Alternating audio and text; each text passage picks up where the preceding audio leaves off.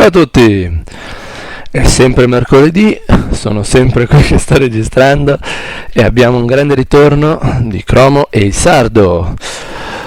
È da un po' che non li vediamo, non per colpa loro, devo scusarmi e rendere presente questa cosa, è solo perché nella lista dei replay, questo replay probabilmente ce l'avevo già da più di una settimana, mercoledì scorso non ero arrivato in tempo, anche perché io registro in ordine cronologico, quindi man mano che mi arrivano li chiamo commentare 1, commentare 2, commentare 3 e quindi poi li registro nel loro ordine. Questo qua era di settimana scorsa, ma settimana scorsa non avevo fatto in tempo a registrarlo, quindi ve lo mostro oggi. Dunque, come sempre il Sardo va di Zerg, anche se no, mi correggo, li abbiamo visti anche una volta giocare di doppio Protoss, però nelle ultime partite l'avevo visto andare di Zerg, mentre Cromo va sempre di Toss, lui non si smentisce.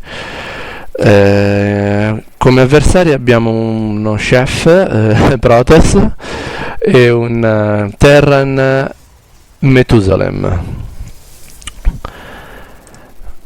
Vediamo un po' cosa ci offre lo spettacolo dello chef di oggi. Il piatto del giorno è piloni al centro dell'ingresso conditi con depositi a lunga distanza, praticamente inutili, visto che da quel punto è un po' stupido iniziare a chiudere, perché si dovrebbe iniziare da quest'angolo qua, ma non importa. Abbiamo il primo drone del Sardo che viene in esplorazione e si fa tutto un simpatico giro attorno alla base per poi andare a piazzarsi nella base secondaria. Ottima strategia per lui, che quindi avrà controllo della base secondaria. Overlord, che presumo andrà a controllare l'altra base. In questa mappa effettivamente anch'io mando sempre a controllare le due basi in alto perché è un ottimo lavoro di scouting. Methusalem qua invece si è piazzato comodamente in mezzo ai droni del Sardo, il quale è andato di fast pull, mentre Cromo sta costruendo nel suo angolino ignorando completamente l'ingresso. Questo è un piccolo rischio per loro, che se venissero attaccati in fretta non avrebbero una minima selezione all'ingresso e quindi lascerebbero entrare le truppe in massa. Quindi spero per loro che abbiano intenzione di attaccare molto in fretta o comunque di produrre unità più in fretta dei loro nemici. Sta facendo un'apertura che sembra un 4-gate, visto che subito dopo il portale è andato di centro cibernetico.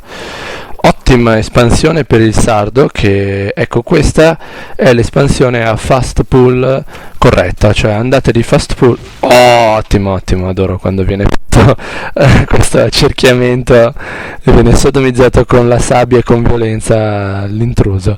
Comunque dicevo, la fast pull sostanzialmente non fa altro che creare la pull subito al posto dell'espansione, ma non dimenticate subito dopo di fare l'espansione. Peccato per il piccolo errore suo di essersi messo in play block non avendo fatto Overlord. Lo sta facendo ora, avrebbe dovuto farlo un pelo prima in previsione della cosa, ma capita spesso di distrarsi matematicamente sul conto delle unità con gli Zerg, anche perché comunque nei primi minuti quei 100 di minerali fanno la differenza per fare una fast exo piuttosto che non farla. Comunque sono felice per la tempistica che ha adottato. Il doppio estrattore non so, non mi esprimo su questo perché dipende molto da quello che ha in mente, cioè se ha bisogno di così tanto Vespene, anche se vedo che non sta usando il secondo, quindi magari l'ha semplicemente fatto a scopo preventivo e in futuro quando ne avrà bisogno l'avrà già costruito. Intanto il toss avversario, lo chef, è andato di forgia, quindi sta puntando più sulla difensiva, non ha ancora fatto il centro cibernetico, quindi sta andando per ora di zeloti e cannoni fotonici, e quindi solo di minerali. Infatti vediamo che solo ora si è degnato di costruire gli assimilatori. Questo Overlord non è proprio ben piazzato, Sardo, perché non vedi quando viene costruita la base, dovresti tenerlo un pelo più indietro. Magari tu lo stai mettendo lì della serie, poi lo muovo io per controllare quando voglio e lì non me lo beccano, però insomma per pigrizia se lo piazzassi già nel posto giusto sarebbe più comodo, non faresti la fatica di ricordarti di andare a controllare. Vediamo che intanto il 4-gate di Cromo è quasi finito. Ecco che la ricerca infatti è finita, i portali si stanno aprendo, minerale e vespene da parte in buona quantità per lui, che sta andando anche di fast exp, fantastico. Sì, la definirei una fast exp per un Protoss, perché comunque insomma subito dopo il Forgate andare di espansione per un TOS significa tanto, cioè se non subiranno attacchi adesso e riusciranno a sfruttare bene il minerale che hanno messo da parte, questa partita io la definirei già vinta, perché lo Zerg per ora ha prodotto bene e ha utilizzato e bilanciato e sta facendo un buon lavoro di scouting. Gli avversari non si stanno espandendo e stanno sprecando un sacco di risorse in strutture difensive. Un Reaper, attenzione, dovresti spostare le sonde. Grave distrazione per Chromo, che nonostante l'avviso del suo compare che gli ha fatto notare l'arrivo del Reaper, non ha spostato i probe e quindi ha perso un 4-5 probe, mi pare di aver notato. 10? Ha perso 10 unità, attenzione, cioè no ragazzi, stai attento Chromo, quando ti capitano queste cose devi reagire all'istante, scappare e spostare un paio di stalker o magari evocarli, visto che comunque avevi già il portale, potevi evocare un paio di stalker qua al pilone più vicino, spostare le sonde, o anzi evocarli qua di modo che le sonde sarebbero scappate verso lo stalker, che sono un ottimo counter per i Reaper. Vedo che vi siete un po' calmati sulla produzione di unità, perché state passando un po' alla macro, visto che l'avversario più che un Reaper non vi ha mandato, quindi state andando di droni e probe. Mi sembra anche corretto, visto che gli scouting del Sardo stanno rilevando che gli avversari invece di macro ne stanno facendo decisamente poca. E questo è lo strano esercito che hanno deciso di sortire, un esercito che dubito riusciranno a gestire al meglio, perché a meno che si siano dati il controllo e il TOS si mette a gestire Marauder e Zealot, mentre il Terran si limiti a gestire gli Hellion, dubito che quegli Hellion saranno sfruttati bene. Perché ricordo che le Hellion sono unità molto utili e molto forti solo se ben micrate. Terza espansione per il Sardo, sono molto fiero di lui. Fratello Zerg, continua così. Comunque, dicevo, le Hellion sono unità molto forti, ma vanno ben micrate in attacchi mirati che possano colpire e scappare.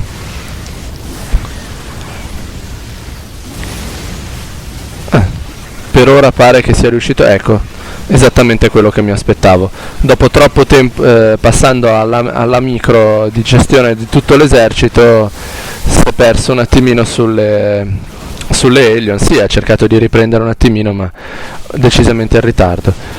Vediamo che ora gli impalatori del Sardo si riveleranno un po' l'asso nella manica di questa partita, perché le loro truppe non sono bastate a difendere, ma gli impalatori invece sì.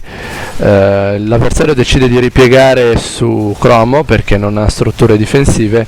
Per fortuna barra sfortuna non aveva ancora costruito abbastanza probe e quindi non ha subito grandi perdite qua. Subito Chromo, grazie alla sua, cioè il Sardo, grazie alla sua fiorente economia data anche dal fatto che al momento ha anche una terza base, ha potuto sfornare un rapido ritorno di Ling, ma l'avversario non si perde d'animo e continua a produrre e a inviare unità. Le Hellion, che però non hanno la ricerca, mi pare, perché non è ancora stata fatta, no, infatti, perché non ha la caserma, non ha non mi ricordo come si chiama, insomma non ha la struttura per poter fare la ricerca alla caserma, alla fabbrica, perché ha fatto soltanto l'edificio per poterne fare 2 alla volta, quindi sono poco minacciose, possono facilmente essere evaporate. Queste Hellion non faranno granché danno alla terza espansione, ma gli Stalker sì, invece parecchio anche. Terza espansione di Sardo mi sa che sta per sparire, ma è un danno che riuscirà che può anche permettersi di subire, visto che comunque lui è alla seconda espansione, mentre gli avversari non sono ancora nemmeno alla seconda, perché vediamo che qua è in costruzione il loro primo tentativo di espansione. Qui intanto seconda fabbrica che mi auguro per lui utilizzerà per fare la ricerca fondamentale degli iniettori per le sue... Dove sono gli Zergling? Zerglinghi qui pronti per contro per resistere all'attacco dalla parte delle rocce. Infatti intanto gli Stalker approfittano della posizione sopraelevata per cominciare a fare i primi danni. L'avversario decide di posizionarsi in maniera più consona, ed ecco che parte l'attacco. Sì, fantastico, perfetto. Il force field qua invece Chromo hai sbagliato a farlo, perché eravate voi in condizione di vantaggio, cioè gli Zergling gli conveniva avere più spazio possibile. Gli avversari invece stavano subendo, anche perché le Hellion erano state intrappolate davanti, quindi hanno subito gravemente il colpo, e gli Stalker contro gli Zergling sono veramente carne da macello, o insomma struttura da rottamazione. Ecco che finalmente si è deciso a fare il Pregnator Inferno, un po' tardi per lui, perché vediamo che intanto il sardo è già passato a Mutalische. Questo gli permetterà di counterare comodamente le Hellion, e quindi è già un passo avanti rispetto al suo avversario. Intanto Chromo sta mandando tutti i probe di sotto. Sì, dovresti rifartene un po' anche nella base principale, perché a seguito dell'attacco del Reaper di prima hai ancora un po' di danni da recuperare. Intanto la base aveva subito danni solo lo scudo, quindi si è rigenerata perfettamente. Magari costruire un paio di cannoni fotonici qua e là, tanto per avere un minimo di difesa in più, visto che comunque come economia potete permettervelo. I vostri avversari solo ora hanno appoggiato la loro prima espansione, voi siete già 2 espansioni a testa, mentre Sardo addirittura sta ritentando con la terza, che questa volta probabilmente difesa com'è riuscirà anche a essere ben gestita.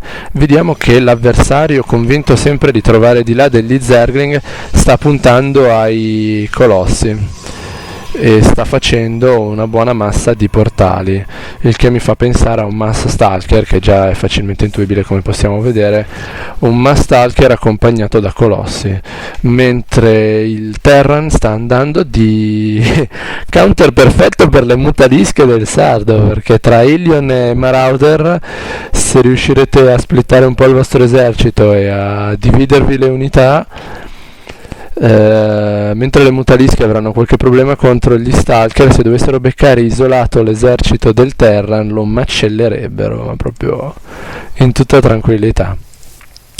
Proporrei qua una terza espansione anche per Chromo a questo punto, e come dicevo degli altri probe nella prima, perché questo momento di grande tranquillità gli permetterebbe di produrre tranquillamente qualunque cosa. Vediamo che lui ha deciso di andare a unità aeree. No, vabbè, è un po' fermo, non sta sfruttando i minerali e il Vespene che ha, i 1200 e 1300 di risorse inutilizzate. Potresti veramente sfornare un esercito devastante. Ecco che qui le Hellion non trovano l'espansione di Chromo, mentre gli Zergling stanno andando all'espansione. Ottimo, ottimo. A sfondare subito. Vediamo se sarà lui a interrompere la costruzione o se la lascerà distruggere. No, correttamente è stato lui a recuperarsi il minerale. Tanto le Hellion tornano, vediamo se riusciranno a incrociare gli Zergling. No, non li hanno incrociati, però questo osservatore di Chef sa perfettamente dove si trovano, quindi ecco che le Hellion possono convergere verso quei poveri Zergling che subiranno pesantemente le fiamme. Sì. Anche se non le amicrate erano comunque troppo dannose ora che è stata fatta la ricerca contro gli Zergling. Peccato, quei poveri Zergling sono stati macellati. Vabbè, l'economia gli permetterà di rifarseli. Ecco che... Oh sì, come godo! Questo è un massacro per le Hellion. Sotterrali, devi sotterrare i droni.